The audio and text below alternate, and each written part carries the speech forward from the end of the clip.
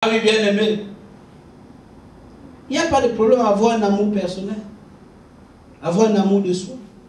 Mais le véritable problème, c'est seulement penser à nous et bien pour les autres. Mais aujourd'hui, la parole de Dieu nous déclare que nous devons laver les pieds les uns les autres. Quand je vous ai donné un exemple, et on nous dit que Jésus-Christ est notre modèle par excellence. Donc nous devons l'imiter.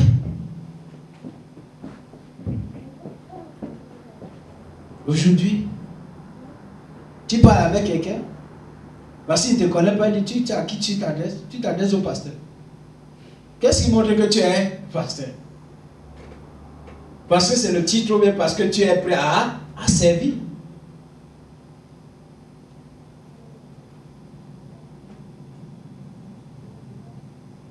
Mon frère, ma soeur, voilà le constat dans le monde où nous vivons aujourd'hui.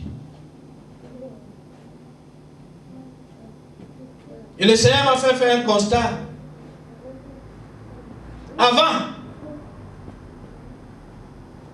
dans nos familles, souvent quand nous allons visiter certaines personnes, nos amis, à midi, lorsque nous nous apprêtons à partir, la maman de la maison va nous dire, tu pars où maman? Tu pars où mon fils? La nourriture n'est pas encore prête.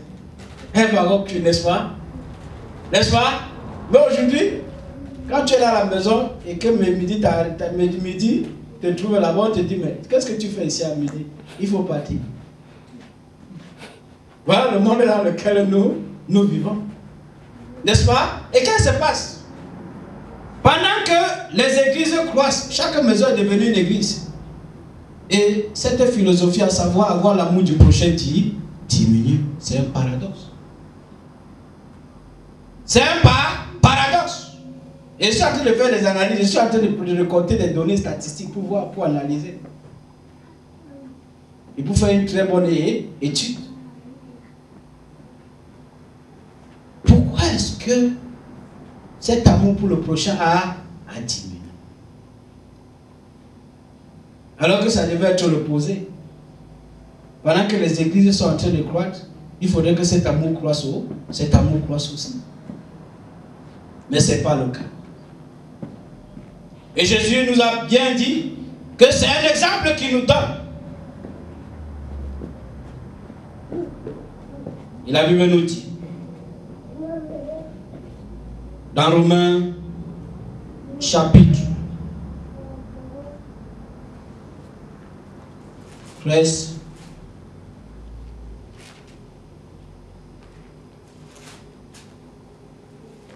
dans Romains chapitre 13, verset 8 à 10, là il est écrit: ne devez rien à personne, si ce n'est de vous aimer les uns les autres, car celui qui aime l'autre a accompli la loi. En effet, les commandements: tu ne commettras pas d'adultère, tu ne commettras pas de meurtre, tu ne commettras pas de vol, tu ne désireras pas, et tout autre commandement se résume dans cette parole: tu aimeras ton prochain comme toi-même. L'amour ne fait pas de mal au prochain, l'amour est dans l'accomplissement de la loi. Bien aimé, pour servir le prochain, il faudrait que nous l'aimions. Si nous n'avons pas de l'amour pour le prochain, nous ne pouvons pas le servir. C'est la raison pour laquelle l'apôtre Paul nous rappelle: ne devez rien à personne, si ce n'est de vous aimer les uns les autres. Si ce n'est de nous aimer les uns les autres. Ah oui, l'apôtre Paul résume le commandement là-bas, à savoir l'amour du prochain. Bien-aimés dans le Seigneur, la Bible nous dit dans Jacques, n'est-ce pas, que quoi? Qu'il faut, il rappelle la loi de Dieu, à savoir que aimons-nous les uns les autres. Aimons-nous les uns les autres. Aime ton prochain comme toi-même. Et il dit que c'est une loi royale. Est-ce que nous pouvons aller dans Jacques chapitre 2? Ben, c'est bien d'écouter, c'est bien d'écouter, c'est bien de lire, c'est bien de prendre des notes. Soyons comme les chrétiens de Béret. Parce que si on n'a pas le temps de bien examiner, à la maison, il faudrait que nous examinions. N'est-ce pas? Alors dans Jacques chapitre 2, si quelqu'un l'a trouvé, il peut le lire pour nous. Jacques chapitre 2, verset 8. Si vous accomplissez la loi royale, selon l'Écriture, tu aimeras ton prochain comme toi-même. Comme toi-même. Vous êtes bien. Amen. Il appelle ça la loi. La loi royale. La loi royale. Tu aimeras ton prochain comme toi-même. C'est une loi royale. Mais vous savez qu'il y a des gens qui ne s'aiment pas, non? Vous savez ça, non? Qu'il y a des gens qui ne s'aiment pas. Quand ils regardent leur corps comme ça, ils disent non, je n'aime pas mon corps. Il faut que j'aille faire la chirurgie. Et quand ils vont faire la chirurgie, même jusqu'à là, hein, ils aimeraient encore en faire autant, n'est-ce pas? Et hier, je voyais la télé avec ma femme et certaines maisons. Il y avait une femme qui passait à la télé. On dit, ah, elle était même belle plus que. Hein, avant qu'elle ne fasse même là. Elle était mieux comme ça. Donc, en allant même faire la chirurgie, elle a empiré sa situation. Mais il y a aussi des gens qui ne s'aiment pas parce que ils ne sont pas beaux, mais parce que quand ils grandissaient, on leur a fait savoir qu'ils ne valent rien. Vous savez ça, non?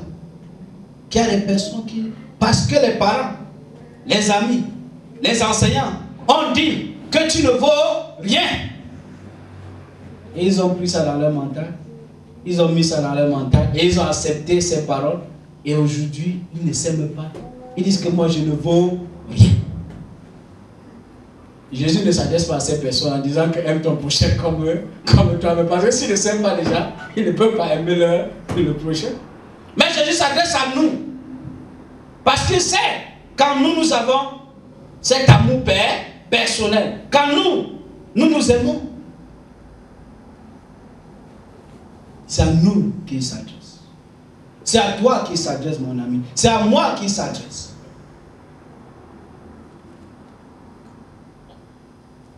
Ce n'est pas aux animaux, mais c'est aux êtres humains. Ah, bien aimé, le Seigneur répond à une question. Quand on lui dit, maître, qu'est-ce qu'il faut faire? Il dit, aime le Seigneur ton Dieu de tout ton cœur, de tout ton. Et le deuxième commandement qui lui est semblable, aime ton prochain comme toi.